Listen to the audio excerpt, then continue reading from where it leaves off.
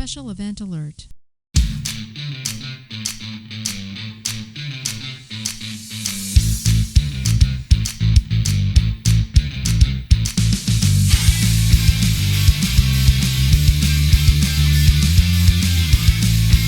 I'm late because base housing made me cut my grass before my PCS, which is excuse number 275 for being late for changeover. Your weekly space news and variety show. I'm your host, Marty Smith, and I'm joined by Mr. History, Eric Perrott. Gentlemen, I'm glad to be here. Last night I had to watch the basketball game. The Fever lost, so I come tonight. So it's kind of a good night to not be on the podcast. I would have been disappointed. Ah, well, sorry. Now I'm over it, by the way. I'm over it. Nice. And our man in the closet, fresh from Italy, Jake Wall. Woo! Oh, man, it's good to see you guys again. Comissimo. Yeah. Oh, yeah. Fantastico. Fantastico. Ah! We're here to bring you the latest headlines and updates pertinent to all Guardians and to the other lower branches as well. So take your seats, get informed, because... Wait for changeover. The Rockies. I know we missed that. Well, I missed it. I missed it. Welcome back. Good TDYs Yeah. for everyone. Yeah. Jake, how Yeah, was Italy? My God. Great The trip. wedding was absolutely beautiful. It was like literally Tuscany, rolling hills, UNESCO World Heritage Site in the background, San Gimignano. So this is We like stayed- eat, love, pray for you. It was Kind of- crazy. Kind of environment, right? You're looking at Yeah, all it was great, man. It was that we stayed 4 days in San Gimignano, and then we stayed 4 or 5 more in Florence, Oh, yeah. and then That's four awesome. more down in Rome. So Oh, we didn't hop all around Italy. We didn't see all of Italy. We just No, you got several stayed days in the city to for ex- multiple days, and explore the hell out of wherever you were, right? yeah, That's it was a really lot cool. of fun. Had you So- been to Rome before? I hadn't. No, it was really cool where we were staying. It was just like you walk around the corner and you're like, oh, there's the Colosseum, or Wow. oh, there's the Forum, or like you're like, Ryan and I hiked up to this lookout, and I was like, this gorgeous, huge, one of the famous fountains, like Oh, at the yeah. top of this lookout, and then we turn around and it's literally overlooking Rome. You could look at all the major sites from there. Were the So- tourists packed as it was when I was there? I was just It- I was going to say, I knew you were That's there, what. the yeah, tourists it was crazy. It was packed. Like the tours, man, were just ridiculous. But Yeah. the only time we kind of cheated and got into the Vatican Museum, because there's a tour group that you can get in with, but they just get you into the front of the line, and then you're on your own after that. No, that's not so bad. They're doing another tour, but they're like, hey, you're doing that skip the line thing. Yeah. So you're with us through this, and then you're on your own. We're like, okay, cool. Did you That's go into exactly the what we 16 wanted. Chapel? Yes, that was Amazing. amazing, dude. So, all right, here's the Amazing. question. Did you see the tapestry where you're walking this way? Jesus is looking at you. Well, And as you're walking by and look back Jesus at is the tapestry, he's looking at you this way. He's always watching you, dude. Oh, He sees all. whoa. Yeah. Wow. Really? But he says tapestry like it's just a little rug on the wall. oh no, It's it was like huge. Yeah. the whole Oh, freaking yeah? wall, like 25, 30 feet tall. It Uh, was like scary, man. the map hallway was insane. Did you go walk down that? Like I did. you start on one end of the hallway, and it's just ridiculously long hallway. Like Well, and obscenely there's long. so many hallway. people, you don't have time to linger and really truly Oh, look at it's things. like And a They're but, moving you through. current. but You we know, you weren't can't with the stop. tour, so literally Ryan and I were just standing off to the Did side. you get to? I had to move. Yeah, we weren't with a tour Oh. group. Yeah. We got in, and then we just spent the time in the areas we wanted to. No, That's that's wild. cool. So That's we great. walked slow as hell through that 16 map tunnel? area The map. because the maps were like a massive wall and beautifully detailed. Yeah. It was just crazy. Like even All like like the fresco little paintings or something, or it's just all it was painted a on the wall. beautifully detailed map painted on the wall, like Oh of wow! Italy or of specific small regions, to include mountain ranges, to include names of towns, and then on the bottom of it is gold filigree decoration, Wow. and it's just in Whoa. swirls, and then all of a sudden it goes a bee just drawn with one swirl, and then it links up with a ship. And you're like, It was an amazing what place, is? man. It was ridiculous. So It's the so Sistine Vatican Museum was just impressive. It was crazy. it's so astounding, and you're like, somebody did that freehand, or was Yeah, I don't know. right? How stupid Yeah, that is, but in today's world, Yeah, AI could just do it in 5 seconds. But Yeah. man, that's awesome. it was amazing. We had an apartment kind of off the beaten path in Florence. We had one reserved, and then we had Airbnb.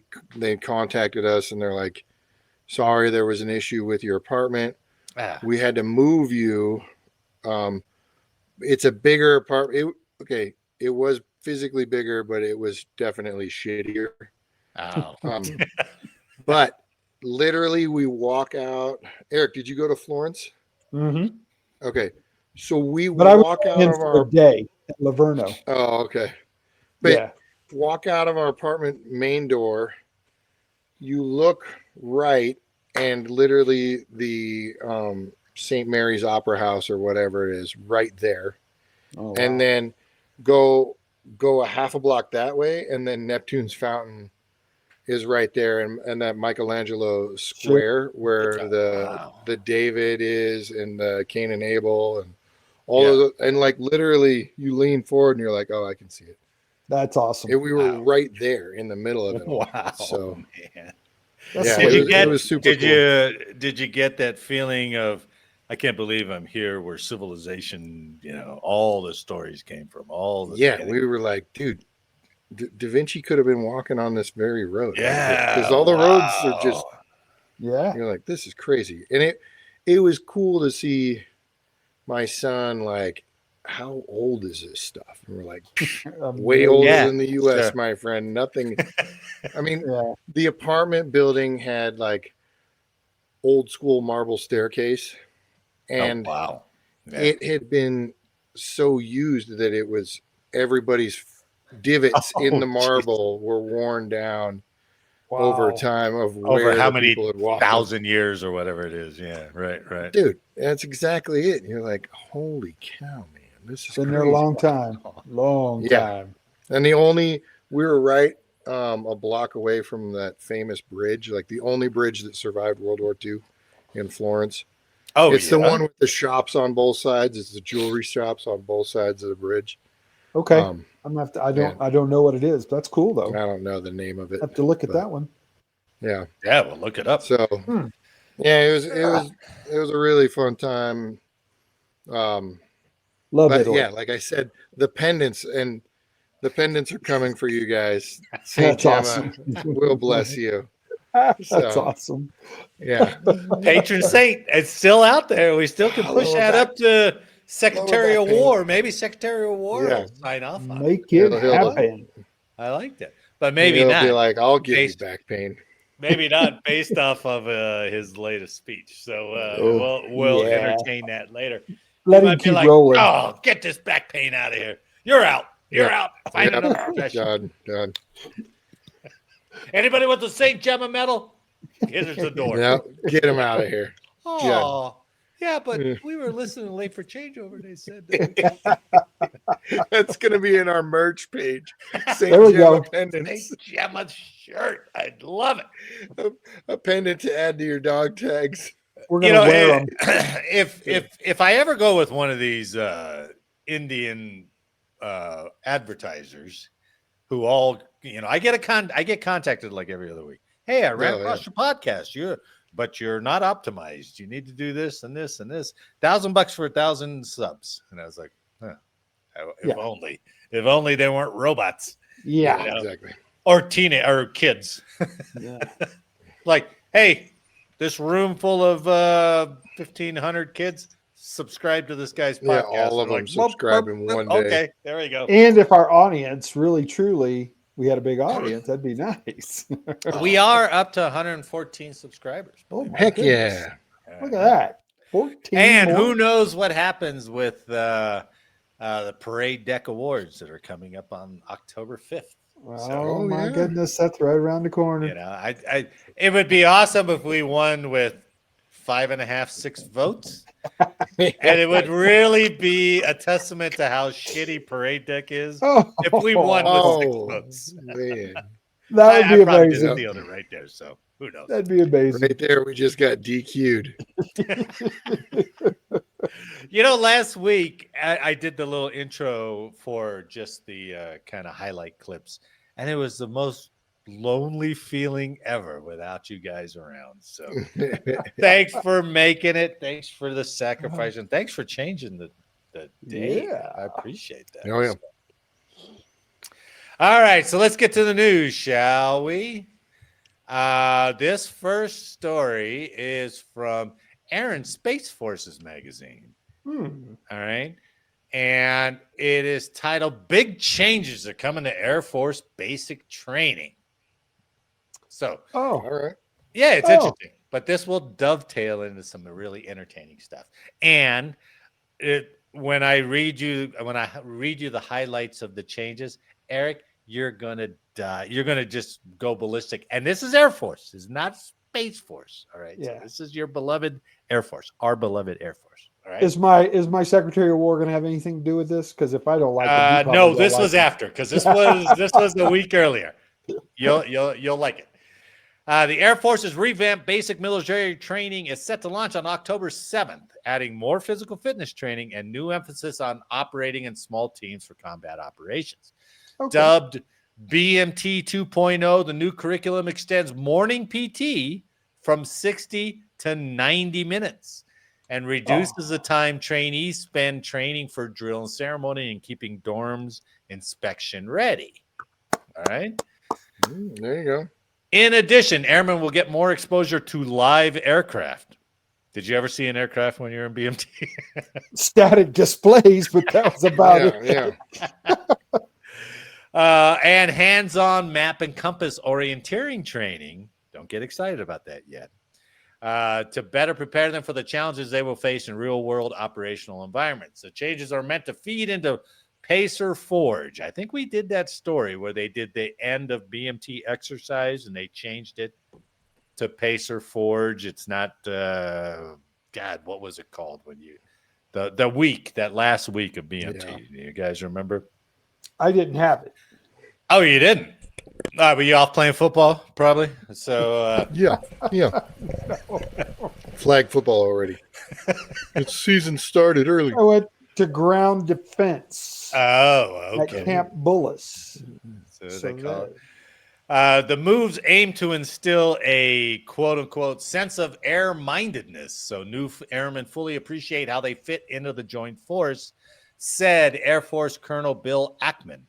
The new curriculum for BMT 2.0 is a result of an effort that 2nd Air Force Commander Major General Wolf Davidson began in August 2024 to better prepare trainees for the challenges they will face in a high-end fight with potential adversaries like China and Russia.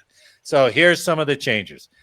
Operating in small teams. At a fundamental level, BMT leaders are restructuring the way trainees are organized, breaking traditional training flights of 40 to 50 into smaller elements in keeping with the Air Force's ACE strategy. I don't know what that So they're going to go to squads.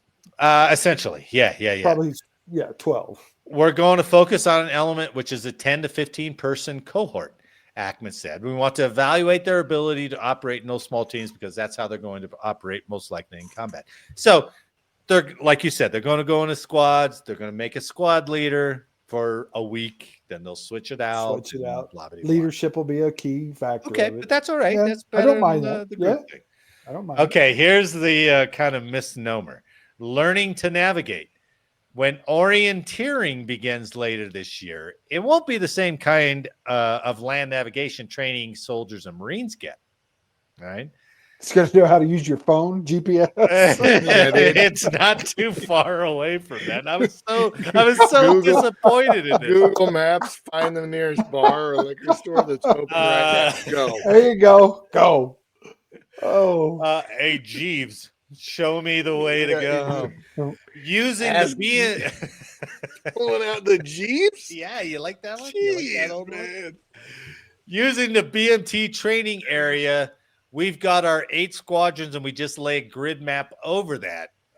Trainees will see that the 323rd Squadron is sitting at J3. They will learn how to read a map, orient themselves to that map, and make their way around an installation.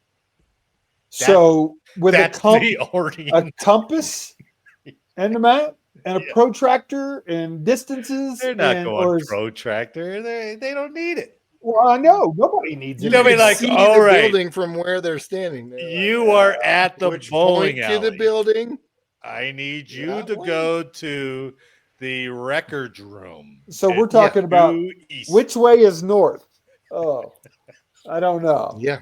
Oh, Yeah. jeez. No, Marty's right. It didn't say Lenzat compass. It was just Yeah. Is Or it you over You're take at your the there? map bowling to alley. north. You No, need that's to go to the Burger class King 6. over there. You need to go over there.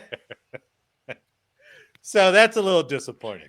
But at least they're letting them go around the base, right? Instead of locked into the training What area. does that accomplish? But okay. Okay, here we go. Here we go. Wait, Marty, Oh, did God. you ever on an eval?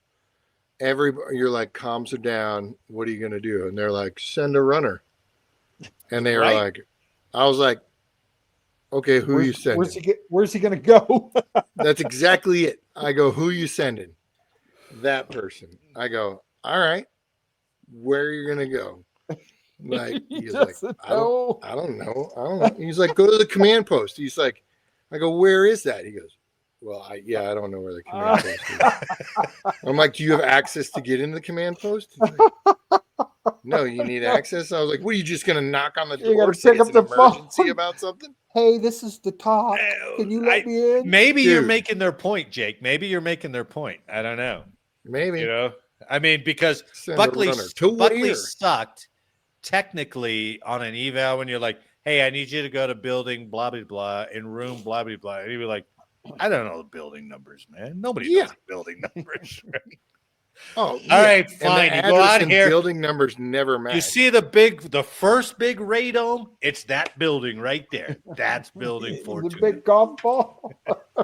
Yep. So maybe this land navigation thing will help. I wouldn't even I call it think so. land navigation. It should be just orientating your map to All right. north. I know Eric didn't read this story, so Jake, prepare for Eric to have like the cartoon steam. My head's I'm gonna excited. explode. I'm I'm excited sure. about it. So this next one is more PT and dedicated recovery time. All right. Hold on. Hold on. I hadn't even got there yet. Expanded Was it PT. like crew rest? Well, You get 8 hours for 90 minutes of expanded PT. PT will retain the traditional focus on running push-ups and sit-ups while adding more high-intensity interval training such as box jumping, sprinting, and shuttle runs. Okay.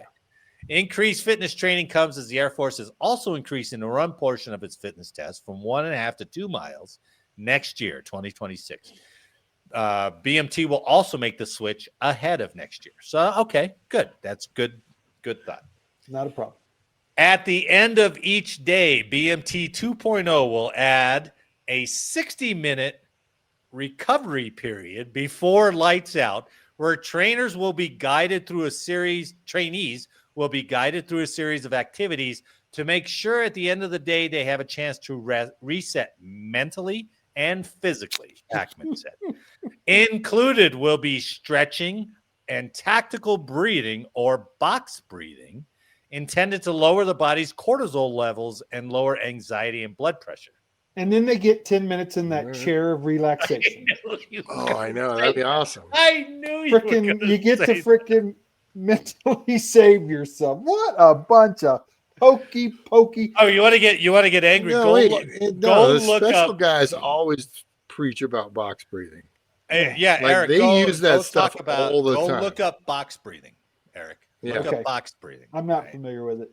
And actually, it's good. It's a good. It's breathe reset. in for 4 seconds, hold your Yeah. breath for 4 seconds, breathe out Breathe for out. 4 seconds. And then Okay, I'm okay Hold with your that, breath. but you have to do it in the recliner. Oh yeah, you got to do it in a recliner. Do the rest, it doesn't work. See, Jeff, you're killing me. You got to And do it you in the have to- open. You got to do it in the open bay. Oh, You have right. to have the Southern Sky VR on too. Now- with water, rain Yeah. in the background. Rainwater. Now Jesus you're in the middle of Christ. the night. You got to take a piss. You're walking into the bathroom. 4 seconds in, 4 seconds out. It's like, you better be box breathing in there, buddy. Yep. I don't understand. Is it strictly a recovery from the 90-minute PT session? That's all it is. No, this is at the end of the day, It's So- from the Oh, rough so and whatever ready day. happened during the day. right before Yeah. lights out. Oh, Yeah, I it's see. just I thought right we before were relating it back to because It's 90 quiet minutes of time PT before time. lights out. Yes, No, it's it's quiet quiet time. time before lights out. That's all it is. Spank your monkey, you get the same effect. Yep. But you got to hold your breath for 4 seconds. I'm all right Yeah, spanking dude. my monkey and hold my breath for 4 seconds. No big deal. Because it's only lasted 4 seconds. And I'm done. Was it like you're racing the Sudafed to finish one off before you pass out? Is Oh, that what's going on? I Oh, popped 2 Benadryls and then raced myself. all right. So maybe some of these BMG changes are cool. Yeah, you got a whole bay of box breathers in there. My So God. Hey, that PT test though, the shitty thing is, I know PDH doesn't like fatties at all, right? Oh, Which is no fine. doubt about it. But the crappy thing about that new Air Force PT test is there was no adjustment for age. no, well, that was for that one AFSC. I don't think that's going out to the whole Air Okay. Force. Okay. That was just for EOD doing Okay. that one. But There No, was might they were expand it just out. took the Army's version and There was transferred it nothing for over. age and there was nothing There for was sex. nothing for age and nothing for sex. Yeah, it was all the Well, same. Did you watch any of that Top Gun? He's going to stuff? lose a lot of people. I watched a series that couple we of talked those. about? Yeah, I watched In a the couple of second those. episode, they were showing that one pilot doing it, where he had the ammo can, and he's doing the Oh shoulder yeah, rest. yeah. That You was see it? I Yeah, was and then he like- had to buddy carry his buddy for Right, so right. far. They were they were That's showing the him doing Marine Corps PT. one, right? Yeah. I was like, Yeah. That one's fuck, cool. awesome. Yeah, I that's think so, badass. too. Like, Because it's all practical skills. yeah, That they would need. So I was like, I can get behind that, even though it might take a while to adjust to figure out how to do the events, but it makes sense, you know. yeah, that one's real cool, actually. I mean, a sit up in a combat environment, probably not too Not so much. applicable. So No. We even a sit up, a crunch at Right, best. well, that's true. That's Right. true. Dude, get out of here with this full sit up. Over 10 years of doing actually the full sit up where the base of your neck has to break the plane of the bottom of your spine. Yeah. I developed like bad shit in my Your back? coccyx and all that stuff yeah, from doing so many goddamn sit-ups. It was just Yeah. like, fuck, this sucks. So If you would have been doing your end of night prayers If I to had a- St. Gemma, you would have been fine. Yeah, should have 4 taken care of seconds you. in, St. Gemma, 4 seconds in. St. Gemma, please heal the back. Or give me 20% for it if you would. So Pay me. Pay me. Yeah. and the last thing That's all is she got. less marching and inspection prep time. So they're going to cut 40 hours of drill and ceremony down to 20 hours. So I think that's a good idea. That and should then never they're not equated to going to anything. do like inspection ready bays. They'll just be like, it's got to be neat and tidy. All right. We're Now, not see, gonna, I disagree with that. I always thought the attention to detail that you learned well, true. from Yeah. putting your shit tight, I thought that was good because that really read over to your skills, whatever else you're doing. I It mean, did, and it's attention to also detail. a Yeah. way to mentally make you adjust to the military. Like Yeah. you just Yeah. can't slack the corners. But Right. Yeah. they're not going to spend as much time on it, so maybe you get less tossing of the wall lockers kind of stuff. So, Yeah. maybe not. But they're like, they did have a quote in there that said, hey, your bed needs to be made, but it doesn't have to be made like quarter bouncing. You know what I mean? I was like, okay, I buy that. I get that. See, I thought that was cool. I thought that's the attention. Me and my wife got into a discussion about, the tattoos that are, a full sleeve and up to your neck. And Yeah. she took the side of, why is that so important to not have that? It doesn't take away from the man's physical ability or the woman's physical ability. And I said, well, it was more about a professional standard that has been that way for centuries. And it has always served us well. So it's like, if it ain't broke, why fix it? Fair. Well, and that, go ahead. Wait. No, because in the Navy, they were the first ones to have plentiful number of tattoos. Yeah, most of them were covered. Certain allowed tattoos right. when you achieved certain things. Yeah, sure. Right. You did a certain amount of trips, you got a tattoo. You cross the equator, you could get this tattoo. You got this. There was a whole record of your career potentially in tattoos. Yeah. But and so it's more heritage in the Navy than it was. True. But back then, definitely round on you coming in fully tatted. Oh yeah, no, you couldn't. Yeah. But come on and in. You're right. Ask basic and we'll tat the fuck out of you. Yeah. Well, now the argument too is, Teresa made a good point, is the fact that damn near everybody that wants to come in the military now has tattoos all over. Well, right. Your recruiting pool is limited. True. Yeah. True. I get it. Yeah. But it's, tattoos over the last 30 years, right, have become, I thought it would fade out, to be honest with you. I really thought like we'd do this big wave, like everybody's getting tatted, and then it would come back and I'm like, oh, my parents were tatted. Fuck that. I don't want to get tatted. And they're like, nope, my parents are tatted and I'm going to get tatted. Yeah. So for those of us that don't have tattoos, it's a minority thing now, severely. I mean, I know very few people that don't have tattoos. I think Juan made a mistake in going in to be a barber. Should have went to be a tattoo artist, man. You're never out of business with that shit. Yeah. And they're, that's not $30 a haircut. That's $300 a tattoo, Yeah. I think the Tasmanian devil you have is really going to come back there, Marty. It's going to be cool here before long. It'll be running around Margaritaville, big man on Margaritaville, BMOM. Well, but bringing that discussion up, if you haven't seen the SecWar, which I kind of like, I have his full speech, but we'll watch a couple minutes of it. But towards the end of his speech, he does explain, which is kind of cool, why they're changing to Secretary of War and why we're the Department of War instead of Department of Defense. So here we go. It's tiring to look out at combat formations, or really any formation, and see fat troops. Likewise, it's completely unacceptable to see. Now, remember, he's talking to the generals and admirals. Yeah. And that guy who's at max velocity is like, oh, shit. I got to. Fat generals and admirals in the halls of the Pentagon. Whew, and leading commands around the country and the world. It's a bad look. It is bad, and it's not who we are. So whether you're an airborne ranger or a chairborne ranger, a brand new private or a 4-star general, you need to meet the height and weight standards and pass your PT test. And that's why today at my direction, the era of unprofessional appearance is over. Hey, now no more I beardos. Like that. The era of rampant. Eric, you talked right over of rampant and ridiculous shaving profiles is done. Simply put, if you do not meet the male-level physical standards for combat positions, cannot pass a PT test, or don't want to shave and look professional, it's time for a new position or a new profession. What do you think? I'm on board. Jake, what do you think? I don't know. I'm agreeing with him as far as it does look unprofessional. It has gone, the pendulum has gone drastically the wrong way. Right. Yep. If their whole idea is to thin down the force, this is going to be a very excellent way to do it. It's going to be good. But they're not in. Yeah, you're right. They're not in force shaping. They just have their No, biggest, highest recruits. They're not.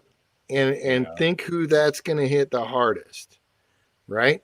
There's those techs and masters that are on the cusp. They're your technical expertise. They're your senior NCO knowledge. They're the leaders of those guys. And they're just going to be like, done. When you need them the most, right? I agree with everything We you just. literally killed all the NCOs out of the Air Force. Or the But Air the Force. problem with That's a that good point. thinking Yeah, that's a good is point. that over the past 10 years, when they should have maintained the standards, they didn't.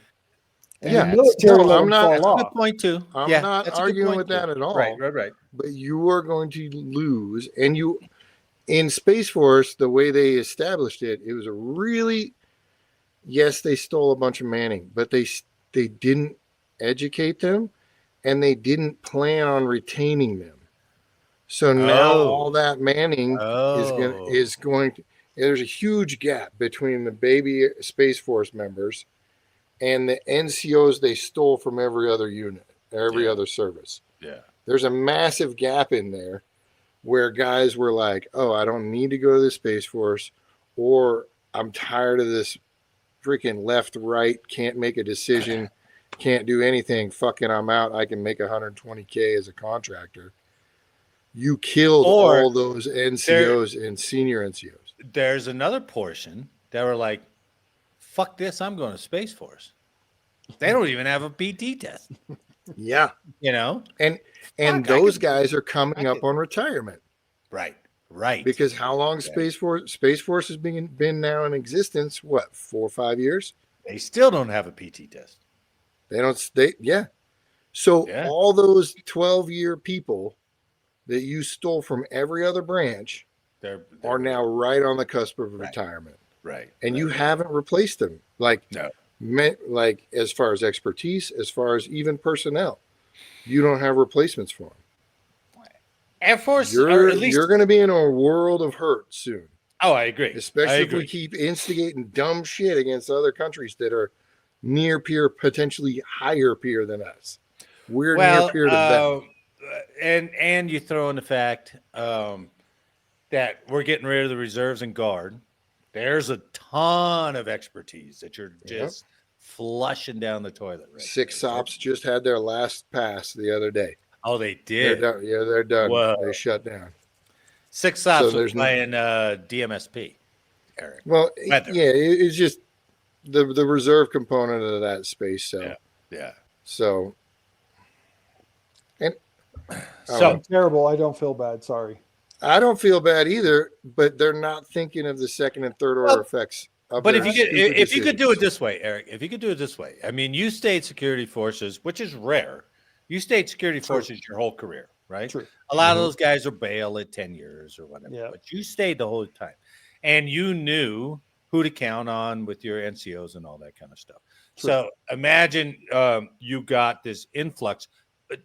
I know it doesn't make any sense, but let's go in a bizarro world. Let's say you had this huge influx of like, hey, I want to cross-train the security forces. Fuck yeah, let's go to cross-train the security forces, right? You would be astounded. You're like, you're cross-training in the security forces. There's a mental problem with that boy. Yeah. But let's just flip it. Let's say that's the way it was. So now you've got your E6s on with no experience in security forces, right? And they don't have a schoolhouse for them, Eric. And they had zero training for them. They shipped them to the units and said, teach them space and your mission. Everything you're doing now is OJT with those guys. Yeah. You'd be like, are you And you don't have the Manning to do that. Well, a little different for us because every security forces unit usually had a 3 to 4 man training shop. Yeah. So did we. And then they all fucking left. And it was they fucked up the Manning. Right. They moved everybody to crew. And they had a 1-person deep training shop that had been training for a month. That's every squadron. That never occurred for us. Force. My training everywhere. But you can. I mean, just imagine you can that you figure PCS out that scenario and how frustrating that would be. Yes, I can. Right. And how bad for the overall force it would be. And I agree with what Jake said. The problem I have is a little bit, and I know you guys are going to bite my head off on this. Yeah, A little Problem. self. I'm going to agree with you. Well, you are in the military, you wear a uniform, and you don't want to look like you're a 2-ton Sally. So your self-integrity of saying, I joined the military for a reason. Right. I shouldn't be 300 pounds. I shouldn't be 280. It should have never happened in the first place on a personal. Well, but here's agree. the thing. How did that happen? That happened Totally. because leadership was lax. Leadership was lax. I would agree. Right. I would agree. And let me play this part for you because he addresses some of that. So hold on. But when it comes to any job that requires physical power to perform in combat, those physical standards must be high and gender neutral. If women can make it, excellent. If not, it is what it is. If that means no women qualify for some combat jobs, so be it. You know, and I've thought, I think we've all thought that way, really. Well, You know, it's especially like- people of our age. If the standards here meet the standard, whatever you are, there's a lot of guys that don't meet the standard. Yep. We all get that, right? But the women that do, you're like, oh shit. Badass. Rock Tip of and the roll. hat to you. Welcome to the club. You know, we're all in now. You're a badass too. But he does talk about, and I'll probably screw this up, but he does talk a little bit where he's talking about arming the commanders and the NCOs with the power to not have to go on with this stuff. So That is not the intent, but it could be the result. So be it. I'm issuing new policies that will overhaul the IG, EO, and MEO processes. I call it the no more walking on eggshells policy. We are liberating commanders and NCOs. We are liberating you. We are overhauling an inspector general process, the IG, that has been weaponized, putting complainers, ideologues, and poor performers in the driver's seat. We're doing the same with the equal opportunity and military equal opportunity policies, the EO and MEO at our department. No more frivolous complaints, no more anonymous complaints, no more repeat complainants, no more smearing reputations, no more endless waiting, no more legal limbo, no more sidetracking careers, no more walking on eggshells. now I've got a comment on that before whatever you guys weigh on. I remember being on crew, and I don't know if this happened. Jake, were you there? Were you at Buckley when Chief Cherry was there? Yeah. Or did you leave before they left? Anyway, there I was was a there with them. Chief Cherry, great guy. This was back, Eric, when we were all in flight suits. Yeah. And there was a girl there who looked fantastic. In I think we've had this conversation about her. but she wore that flight suit. Real tight. She had it should have tailored. worn. Oh, I didn't know that. Yes, that's what his complaint was. Well, he said that She her had it flight- tailored for a reason. Okay, so you remember this incident, yeah? Yeah.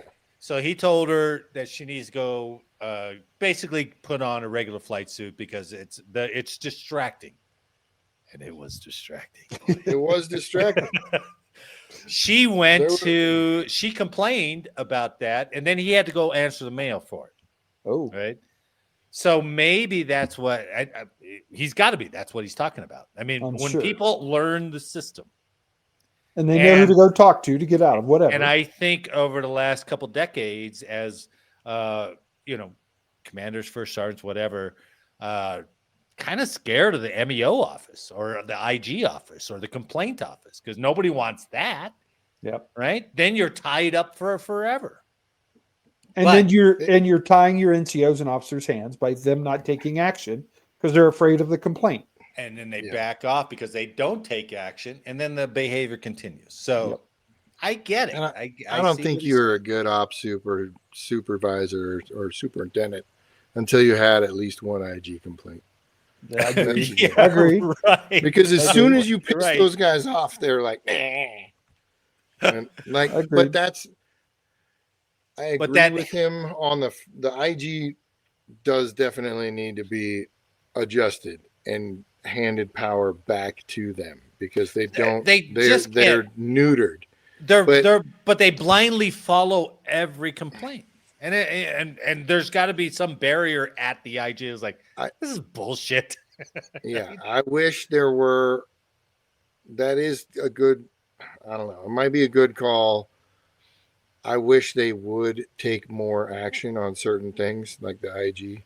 Sure. But Yeah. I also wish they had the opportunity to, like, not. I don't know. Maybe not punish, but basically tell people that was a bullshit complaint. Go back. Don't bother us with this crap anymore. Because like almost almost like there's people that are like just constantly, as soon as they don't want to be on shift, as soon as they don't want to deploy, as soon as they don't want to do this, IG complaint. Complaint. I remember being on crew and there was a girl.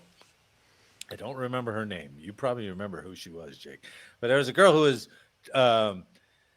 she was DNIF. So Eric, she couldn't pull crew, but she was there, but she couldn't pull crew for some reason. So she couldn't sit on the console, but she was at the shift. Yeah. So and it snowed, and the commander told her to go out and shovel the entrance to the MCS. And she did, but then she walked right over to the IG and complained. And that was upheld. So here's the thing. I don't know what the results of it was, but she was Marty, the reason I had such a difficult time transitioning from the weapons loading community to the space community is we had guys that had DUIs and they were on 12-hour shifts. 8 hours of it where they had additional duty. 8 hours of it was work.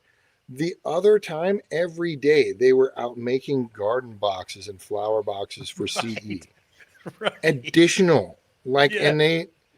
And that was it. Like, they just got in trouble, and this was the penance.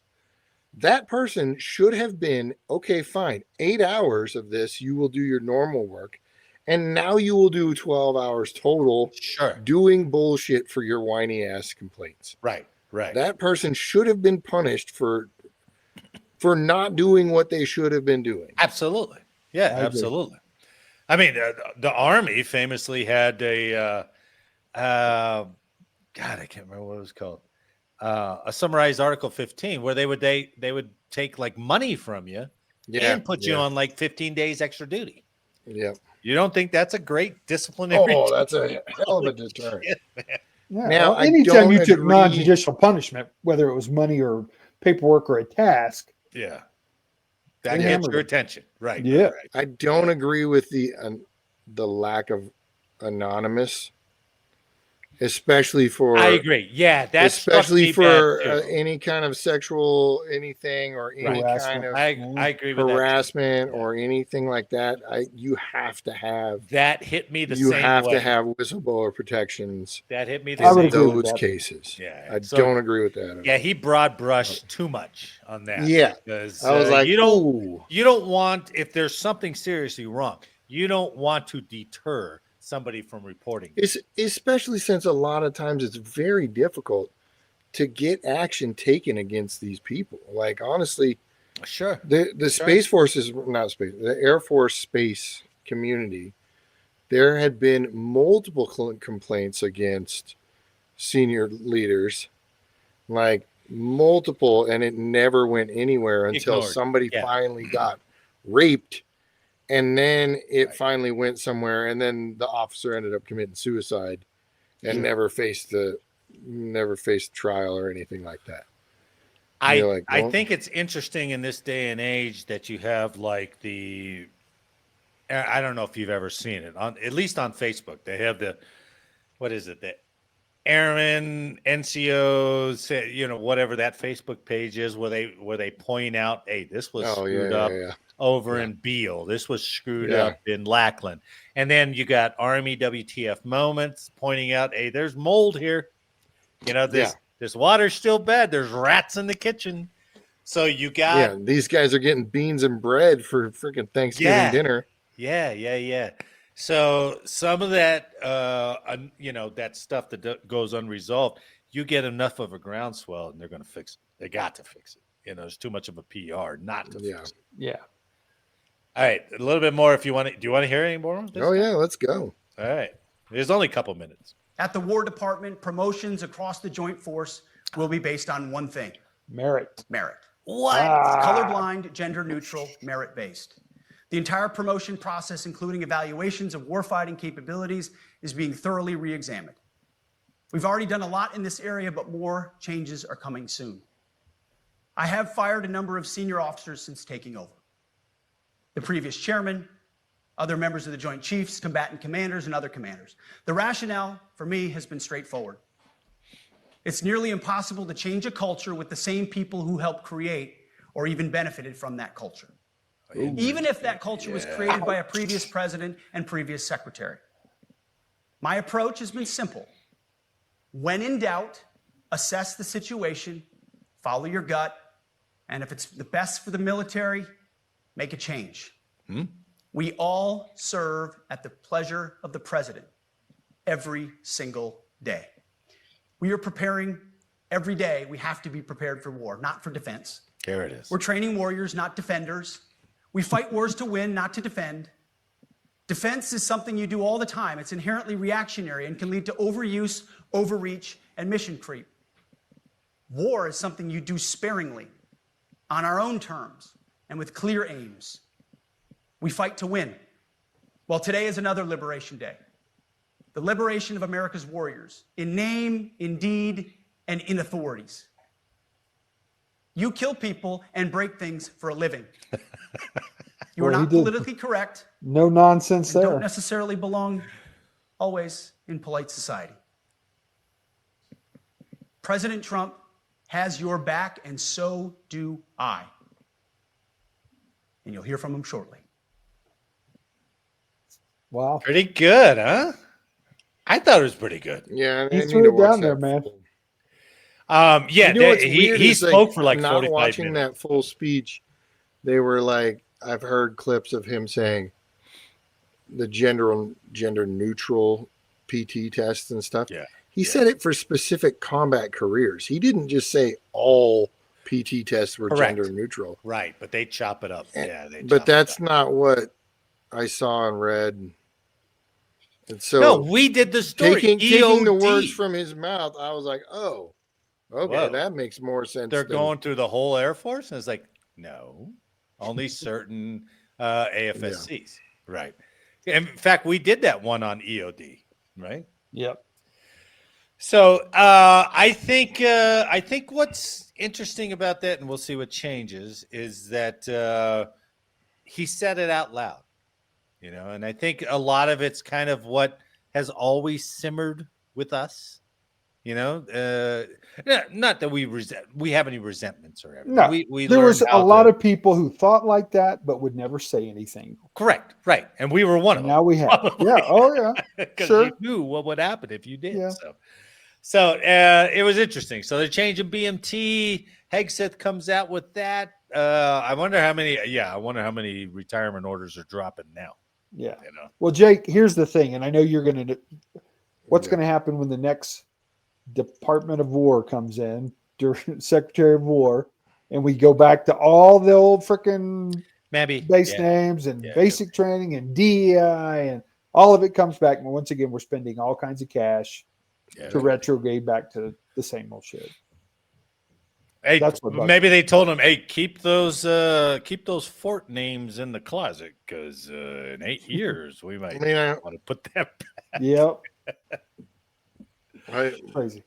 it's probably long enough to be potentially solidified, but I don't yeah, know. I don't like the Well- constant back and Back forth. and forth. Yeah, tugging that's true, and it seems piddly, but you got to start if they want to do something. You got to start, and then just make it kind of like a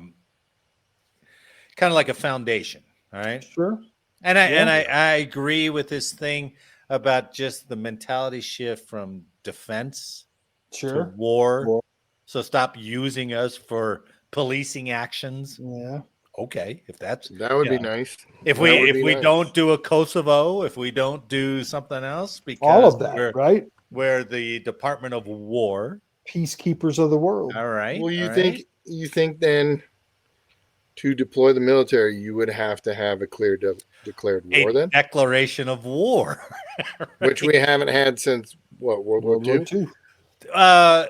What was Afghanistan? Afghanistan was That never was a not a declaration of war. war, right? Nope, never a No. declaration. Yeah, No.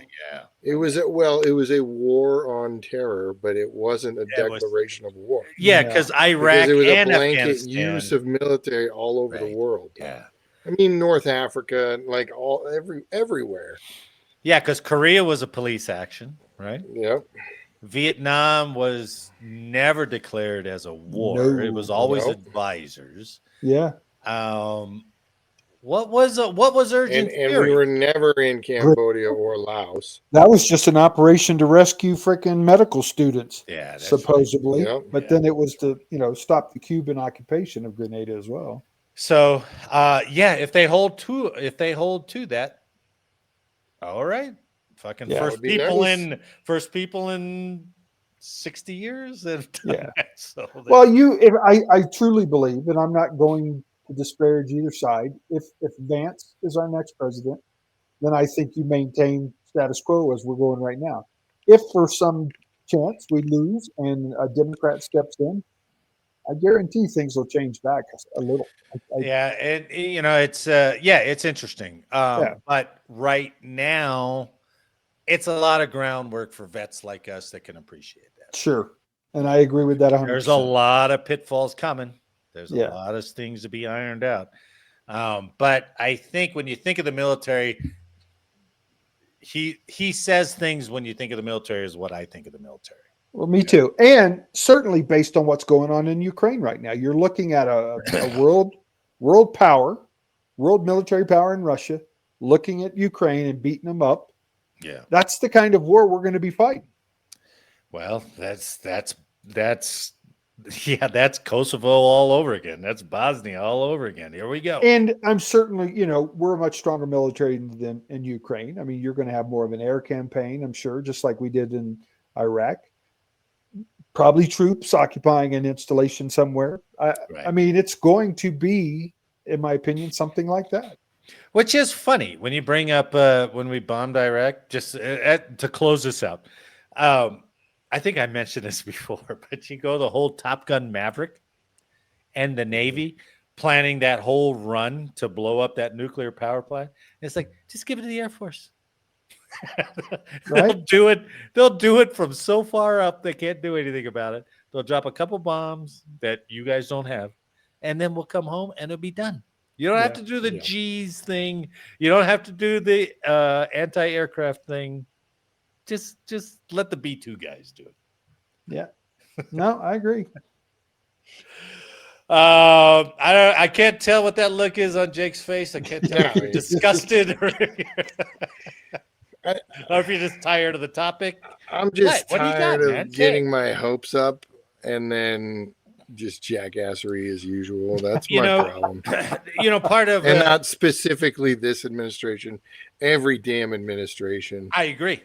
I'm like, just stop. Just do what's best for the American people, please. When you sit there, and I remember doing it in the Army when I was in the Army in the 90s, and they were like, look at the women. Who was the woman they pushed forward when we went down to Panama? I think she was military police. There was a female that they pushed forward, and they're like, look what she's did. And you're like, well, yeah, but the standards are different. And they're like, you shut up. So maybe we're finally, I don't know. You're right, Jake. Yeah. Maybe we're finally getting there to what we're supposed to be. I don't know. Probably not, but it does seem time hopeful. will tell. Time will tell. All right, let's get to something more positive. All right. So from Task and Purpose, I only put Tuskegee Airmen on the screen there, but Task and Purpose ran this story last week. One of the last original Tuskegee Airmen dies at 100. Wow.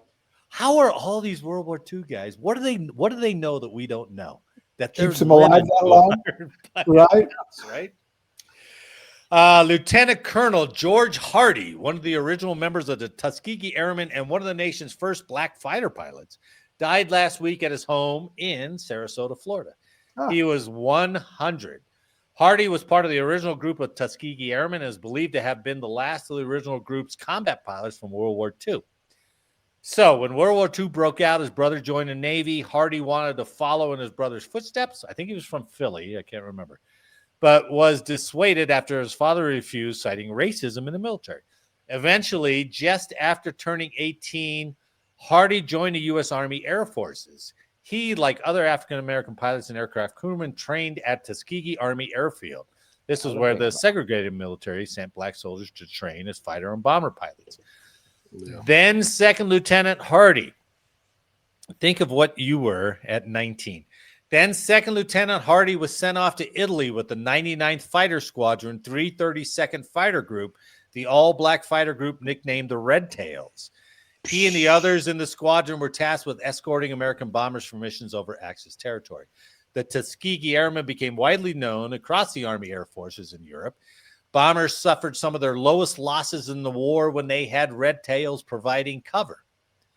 When Lieutenant Colonel Hardy was piloting his P-51 Mustang, he was only 19. That's crazy. 19 years That's crazy. old. The youngest Tuskegee Airman in combat.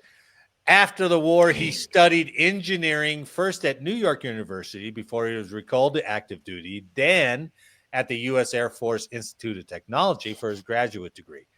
He was sent back into combat during the Korean War, this time piloting a B-29. So he went from a P-51 to a bomber. Wow. Much like was it your uncle, Jake, who came out there that everything came back to him?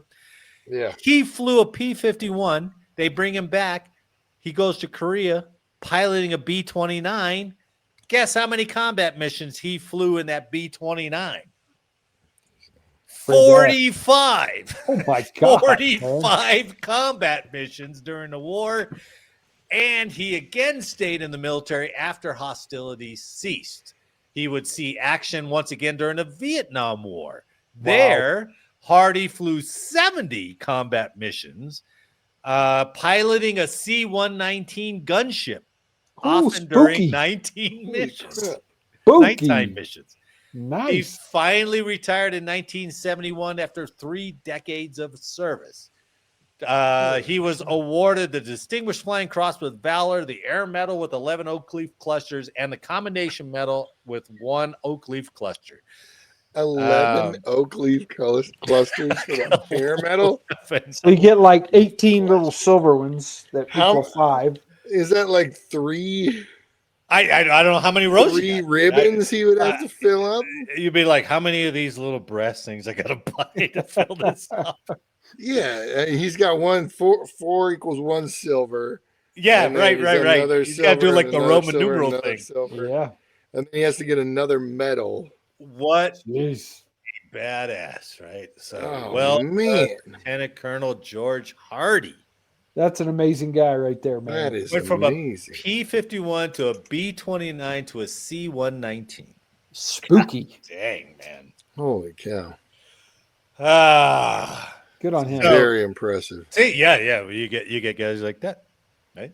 That's amazing. Nobody was worrying about what his PT test was. That's for damn sure. Nope. It was probably ripped. Oh God, yeah. Holy yeah, for 30 years he was ripped. He exactly. was that guy who was running, come on, young fella, come run with me. And you're like, oh, I hate those guys because I can't keep up with them.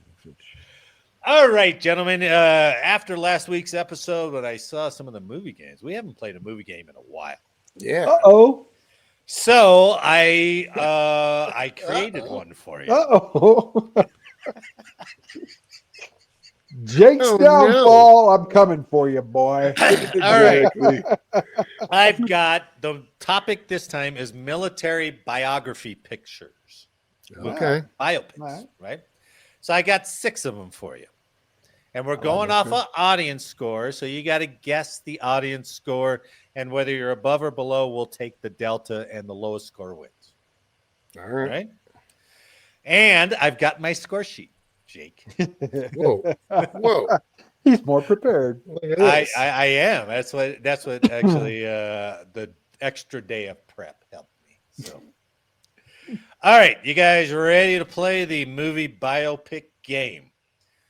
First movie up for you is Patton. My boy. Okay. Let's see. Patton, 1970. Came out in 1970. Biography of controversial World War II hero General George S. Patton, starring George C. Scott. Eric, what's the audience rate this movie as? So it's like tomatoes, right? Rotten Tomato scores. Right. What you're It's looking by at? the Rotten Tomatoes score. Taken I'm from gonna Adam Carolla. say that's going to be really good at 82. Okay. Hold on. Wait. Hold on. Hold on. All right, I forgot I got to record these. Oh, here we go. 80. Stop it, Jake. Jake, what's your guess? 74. 74. That was he got an Academy Award for that, Jake. Come on. Fine. 75. Fuck off. I'm keeping your 74 just for that. Patton's audience score is 93. Oh, boy. Eric, you were way off. 93. Jeez, Eric. I can't Oh, believe you. It's been a while. See, it's been a while. You guys are way out of practice. One. Yeah, to man. Nothing. All right, that's a warm up, but it counts. So it's not a warm up. Yeah. Next movie, Jarhead. Okay. If you remember Jarhead, the biography of Marine Anthony Swofford during the first Gulf War, starring Jake Gyllenhaal. Yeah. Jake, It was- what did Jarhead score by the Was there an audience? Academy Award for this one? Or are you going to You didn't care on the last one. You didn't We care on the didn't last say it until I made my ridiculously low pick. You're like, he won 4 Academy Awards for this. What's wrong with you? Like, I didn't know. I was All right, basing it on the shitty haircut.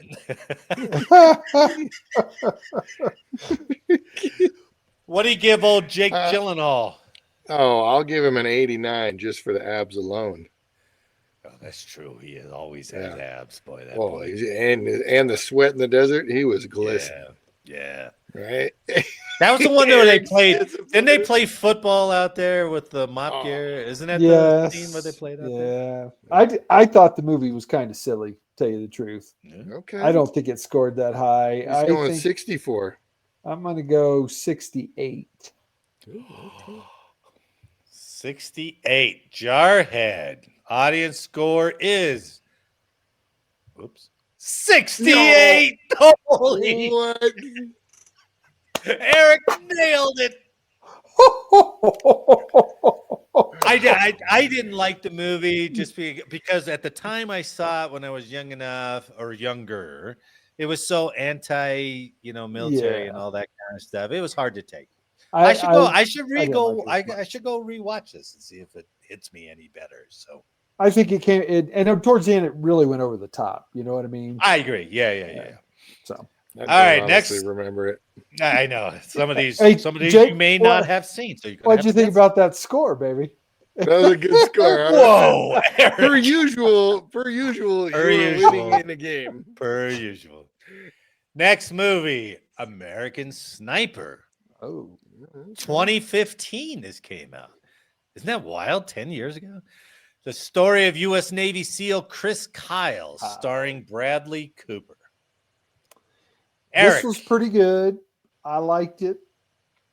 Oh, I'm going to go 94. 94. I better write this down. 94 for Eric. What do you think, Jake? I think it was pretty good, and he had a good following, but I'm not that sold on it. I'm going 83. 83 for Jake. The audience score is 84. Oh, there we go.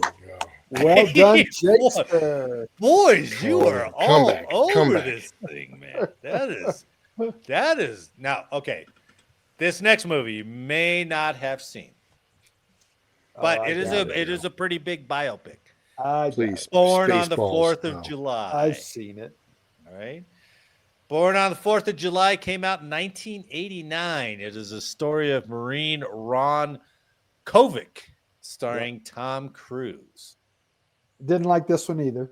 It was about Vietnam. I should go back and rewatch this because I didn't like it either when it first came Yeah, out. I don't remember this one at all. This is the one where he's in the wheelchair after his. Yeah, I think the story was he was a Protesting. Marine. He He shot a fellow Marine by mistake. He lost one or both legs. I can't remember. And then he turned against the government and was a became a protester. protester. Yeah. But then kind of found his piece, sort of like Lieutenant Dan. So. Yeah. Found in the middle. Jake, you're first on this one, brother. Jeez, Uh, dude. Is there any Academy Awards or Nothing. No awards nothing. for this movie.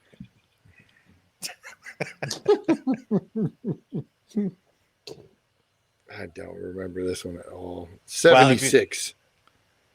We're going 76. 76 for Jake. Eric. yeah, I don't think it was very good either. So I'm going to go 72. 72. It's gonna be Boys, like a I don't know if you're 94. looking these It's up gonna or be not. a 94. 76 Oh. for the audience. Jake got me again, Oh my man. Dude. God, this is Oh man. unprecedented, guys. Nice call. Nice call. Wow. This is came out amazing. like 3 war movies came out right at the same time, I thought. as this one, Yeah, like- this was. I wanted to like it because Tom Cruise was in it, and I think his acting was really good. I don't know if I really liked the story of Ron Kovic. So there was a lot of biographies that were out. It seemed like a lot. They were kind of similar. Yeah.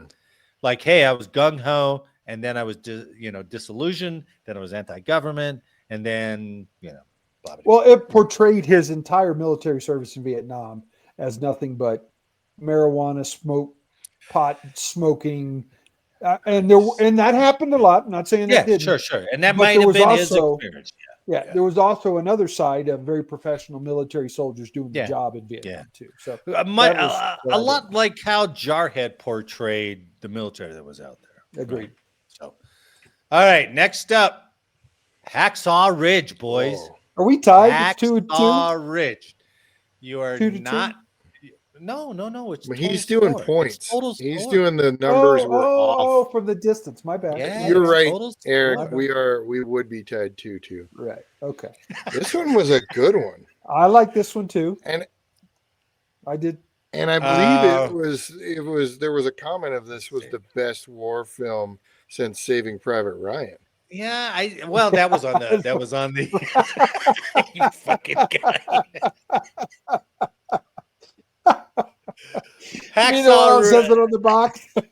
Hacksaw Ridge came out in Says it on the box. 2016. The true story of PFC Desmond T. Doss, starring Andrew Garfield. Yeah, this one was pretty impressive. 91.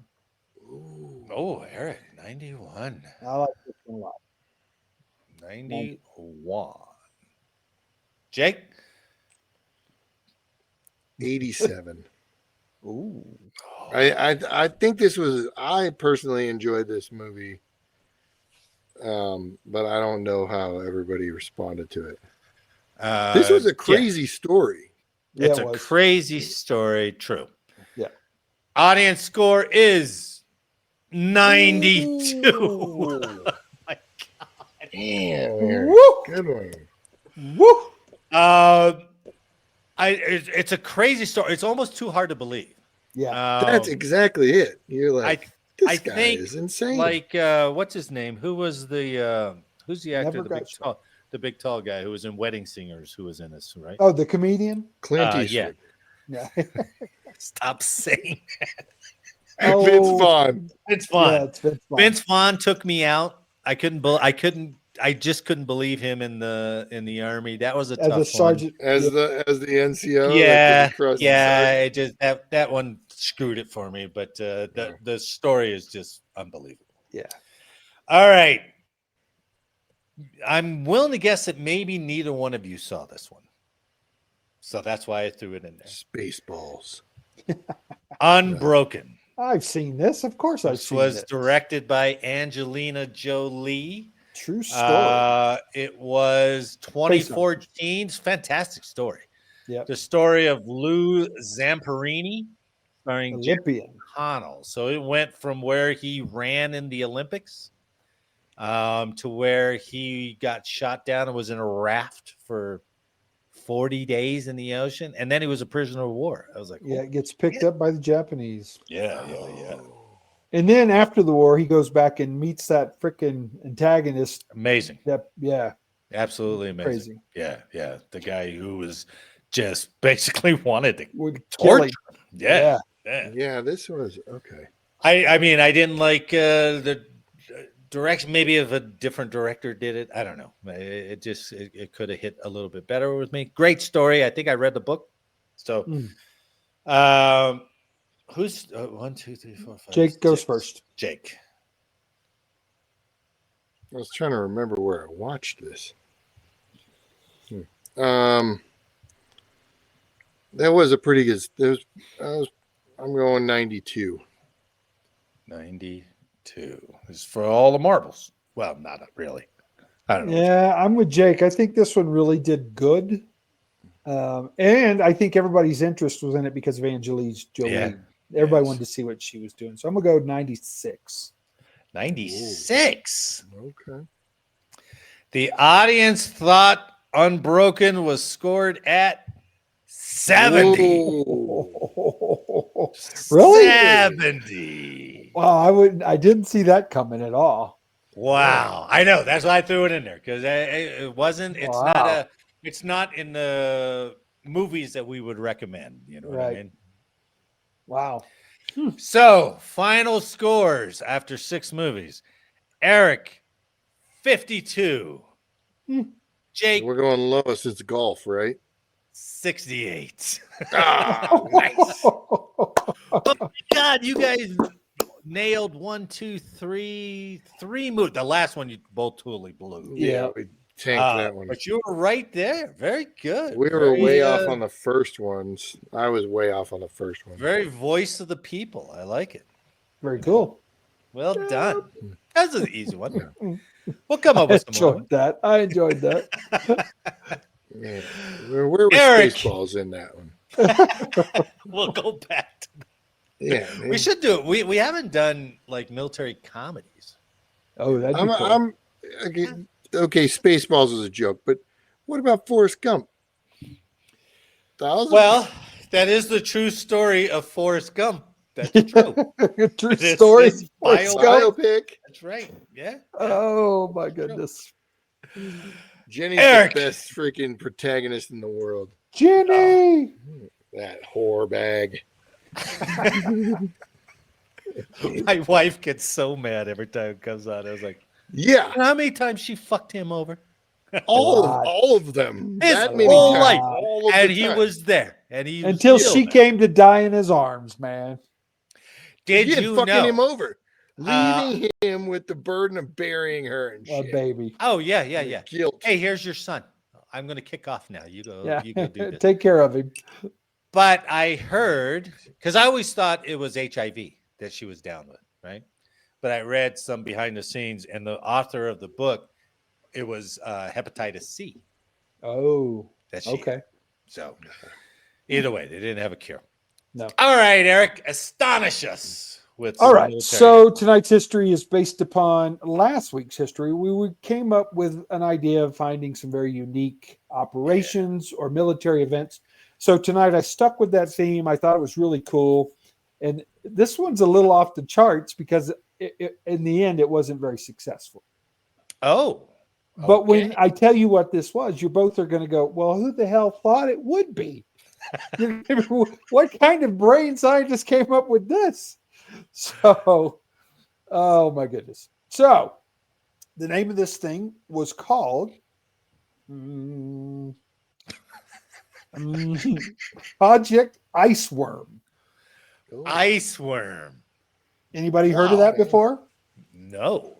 Okay. It was the U.S. military's plan to house and deploy ICBMs from beneath Greenland's ice cap.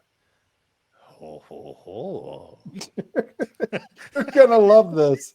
I was All right. like, who in the world? So they had to get permission from Denmark. They do. What year was this? It was beginning of Had the to be in Cold the War. 50s, right? It had to be in the 50s. Yeah. Where they were just It was- making any kind of, they were just, the concept of actually launching bombers north to shoot nuclear tipped missiles at the incoming ICBMs from the Soviets. Yeah. That whole concept probably was in the same meeting as Operation Iceworm. Yeah. This was 1951. That was when the agreement between Denmark and the United States was signed. It outlined that members of NATO could negotiate the establishment of military facilities in Greenland. So that's the agreement.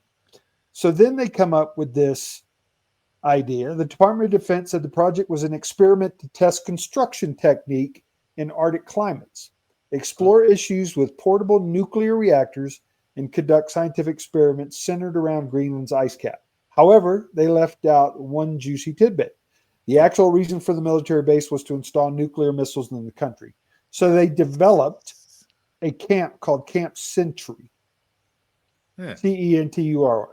All right. Uncreative name. The Army called the project Camp Century, which served as a highly publicized cover-up for the true operation. Construction began in June of 1959 and was completed just over a year later. You know why it was completed?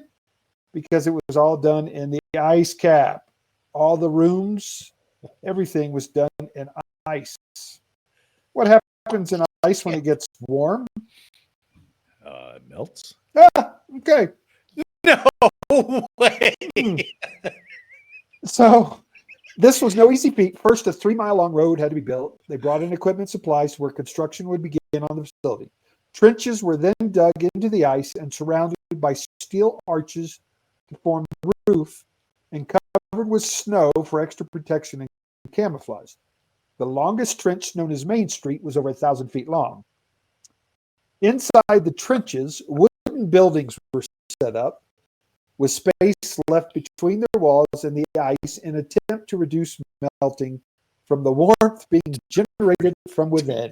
The base was insulated, sourced gallons of fresh water from the ice, and was outfitted to receive electricity generated by the world's first portable nuclear reactor, which was installed in 1960. Portable nuclear Nice. reactor.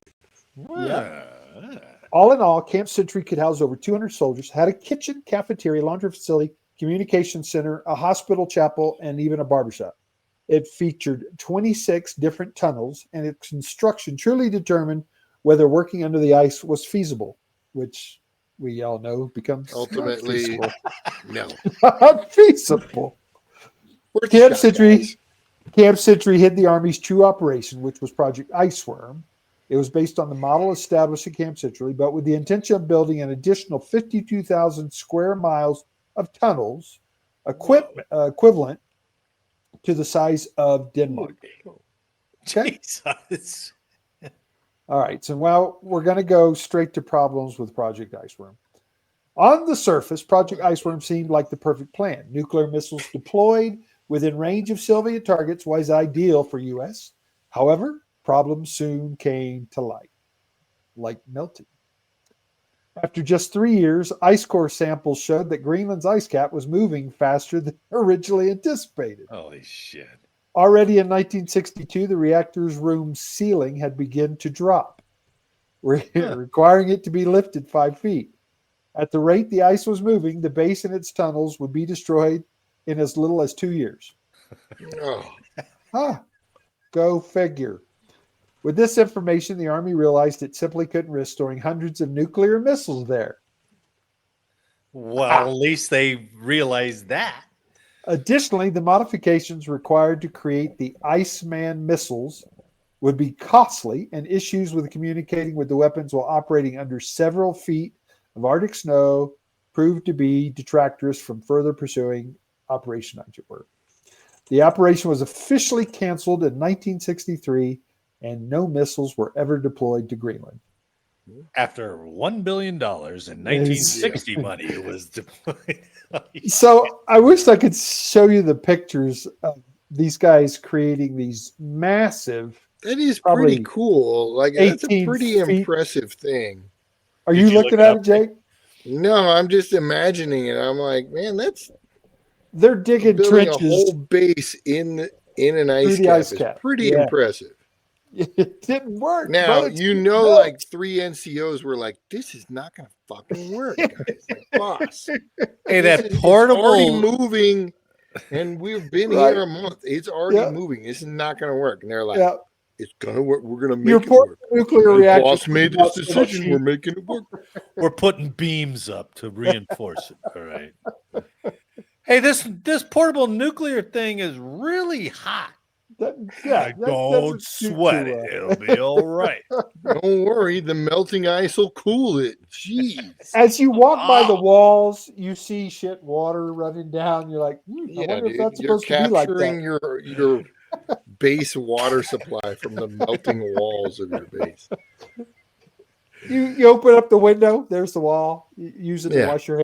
Yeah, you got a General Napoleon Dynamite explaining away all the things. They're like, the ice will keep it cold. God. It is amazing. Why are you the guys being all things whiny about this? that they come up with? It truly is, man. It's Pretty amazing. impressive. Good But- find, Eric. See, Yeah. those are fun. That was Yeah, a good I like Fun, those. man. I like those. Next week Nice. we'll have 3 of them, and then the audience can decide on Ooh. 114. All right. So I like it. nice, Eric. Well, gentlemen, we've been on for quite a while. That's one of our longest. Yeah. So, should we call this thing end up? And it. We should. On behalf of all of us here, I'd like to thank you for listening today. Please like, share, and subscribe, and let us know how we did in the comments. And make sure next week that you are not Late for changeover. I miss Anna. Still, like it's it. Anna. I miss Anna. Oh, you just need to reach out to wherever Anna and Juan are and see if they'll come Yeah. back on. I miss Anna. Gentlemen, it's good to see you. Good to be back. Yeah, it's good And to see you to guys. everyone watching and listening, thanks for listening and watching. We'll see you next week. Cool. All right.